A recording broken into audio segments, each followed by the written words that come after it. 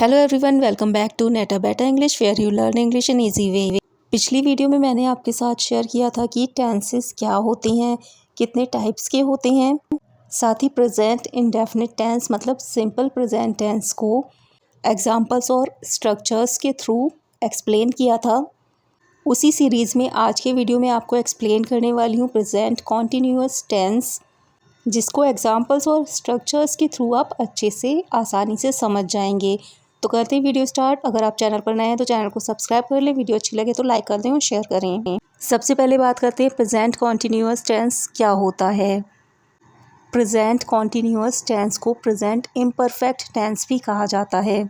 जब कोई काम वर्तमान समय में मतलब प्रेजेंट टाइम में शुरू हुआ हो और वर्तमान समय में लगातार चलता जा रहा हो, मतलब ख़त्म ना हुआ हो, लगातार हो रहा हो, तो उसे प्रेजेंट कॉन्टीन्यूअस टेंस कहते हैं। इस टेंस का उपयोग उन कार्यों के विवरण में किया जाता है जो शुरू तो हो गए पर पूरे नहीं हुए हैं, मतलब अपूर्ण हैं। मतलब इस टेंस के थ्रू ऐसे काम की डिटेल दी जाती है जो शुरू हो गए हैं लेकिन ख़त्म नहीं हुए हैं, अभी भी लगातार हो रहे हैं वो काम, यानी कि चल रहे हैं। जैसे मैं खाना खा रहा हूँ, अभी मैंने खाना फिनिश नहीं किया, अभी भी मैं लगातार खाना खा रहा हूँ, तो ये है present continuous tense. Present continuous tense को हम कैसे पहचान सकते हैं? इन सेंटेंसेस के अंत में रहा है, रही है, रहे हैं इत्यादि शब्द आते हैं। मतलब इन सेंटेंसेस को पढ़ने से आपको पता चल जाएगा कि कॉन्टिन्यूटी में कोई काम हो रहा है, मतलब निरंतरता में कुछ हो रहा है। प्रेजेंट कॉन्टीन्यूअस टेंस के अफर्मेटिव सेंटेंस मतलब सकारात्मक पॉजिटिव वाक्यों के जो रूल्स हैं वो हैं, इन वाक्यों को बनाते समय सबसे पहले सब्जेक्ट आता है, फिर उसके बाद is, are, am according to the subject आता है, फिर वर्ब की फर्स्ट फॉर्म के साथ में आईएनजी और उसके बाद ऑब्जेक्ट लिखते हैं। स्ट्रक्चर है इसका subject plus is, am, are plus verb की फर्स्ट फॉर्म के साथ में ING plus object. Singular subject और ही, शी, इट के साथ में इज़, यू, वी और प्लूरल सब्जेक्ट के साथ में आर और आई के साथ में एम का यूज़ होता है। एग्जाम्पल्स हैं, वह खाना बना रही है। She is preparing food, she subject plus is, verb की फर्स्ट फॉर्म के साथ में आईएनजी और ऑब्जेक्ट। तुम अपना पाठ याद कर रहे हो। You are learning your lesson. You यहाँ पर सब्जेक्ट है इसलिए यहाँ पर आर आया है। वे खाना खा रहे हैं। दे आर ईटिंग फूड, यहाँ सब्जेक्ट दे है तो यहाँ पर आर आया है। मैं जा रहा हूँ। आई एम गोइंग, यहाँ पर सब्जेक्ट आई है तो आई के साथ हमेशा एम का यूज़ होता है। नेगेटिव सेंटेंसेस के रूल्स हैं, subject plus is, are, am plus not, verb की फर्स्ट फॉर्म के साथ आईएनजी और फिर उसके बाद ऑब्जेक्ट। जैसे पॉजिटिव सेंटेंसेस या अफर्मेटिव सेंटेंसेस बनाए थे हमने, सेम वैसे ही बनेंगे, बस इज़, आर, एम के बाद नॉट का यूज़ हो जाएगा। मतलब सबसे पहले सब्जेक्ट, फिर इज़, आर, एम, फिर नॉट, फिर वर्ब की फर्स्ट फॉर्म के साथ में आईएनजी और उसके बाद ऑब्जेक्ट लिखते हैं। बहुत ही सिंपल रूल्स होते हैं, बस अगर आप अच्छे से समझ गए तो आप बहुत आसानी से सेंटेंसेस बना पाएंगे। थोड़ा सा अगर आप इनके स्ट्रक्चर्स पे ध्यान दे लेंगे, इनके स्ट्रक्चर्स समझ लेंगे तो आपको बिल्कुल भी गलती नहीं होगी आपसे सेंटेंसेस बनाने में। स्ट्रक्चर पे ध्यान दें, subject is, are, am, not, verb की फर्स्ट फॉर्म के साथ आईएनजी और फिर ऑब्जेक्ट। वह खाना नहीं बना रही है, यहाँ पर नहीं आया मतलब नेगेटिव सेंटेंस है। She is not preparing food. Sachin खाना नहीं खा रहा है, नहीं आया मतलब ये नेगेटिव सेंटेंस है। Sachin is not eating food. Sachin जो कि सिंगुलर सब्जेक्ट है इसलिए इसके साथ इज़ आया है। हम स्कूल नहीं जा रहे हैं। We are not going to school. We जो कि प्लूरल सब्जेक्ट है तो इसके साथ आर आया है। बच्चे नहीं खेल रहे हैं। बच्चे जो कि बहुत सारे हैं तो इसलिए यहाँ पर आर आया है। Children are not playing. मैं सो नहीं रहा हूँ। आई के साथ हमेशा एम आता है, आई सब्जेक्ट है यहाँ पर इसलिए एम आया है। I am not sleeping.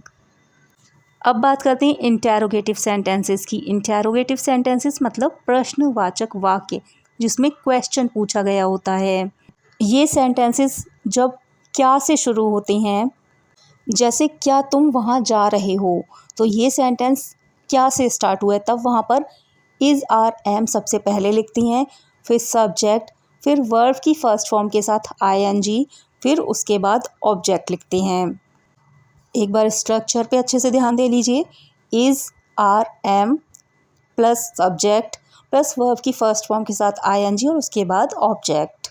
और अगर इंटेरोगेटिव सेंटेंसेस में कब, कहाँ, क्यों, कैसे इस तरह के वर्ड्स आए होते हैं, तो सबसे पहले इन वर्ड्स की इंग्लिश लिखती हैं, फिर उसके बाद इज़ आर एम लिखती हैं, उसके बाद सब्जेक्ट, फिर उसके बाद वर्ब की फर्स्ट फॉर्म के साथ आईएनजी और उसके बाद ऑब्जेक्ट लिखती हैं।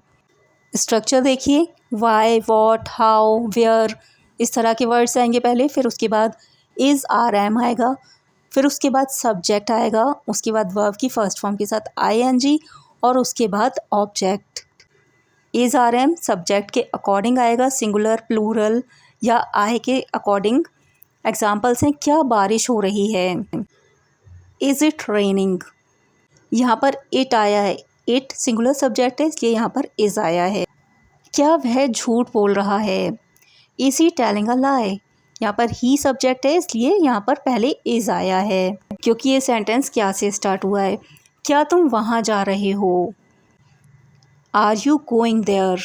ये सेंटेंस भी क्या से स्टार्ट है इसलिए यहाँ पर पहले आर आया है। दरवाजे पर कौन खटखटा रहा है, यहाँ पर इंटेरोगेटिव वर्ड है वो है कौन, तो सबसे पहले कौन की इंग्लिश लगाएंगे, who is knocking at the door. Who is knocking at the door.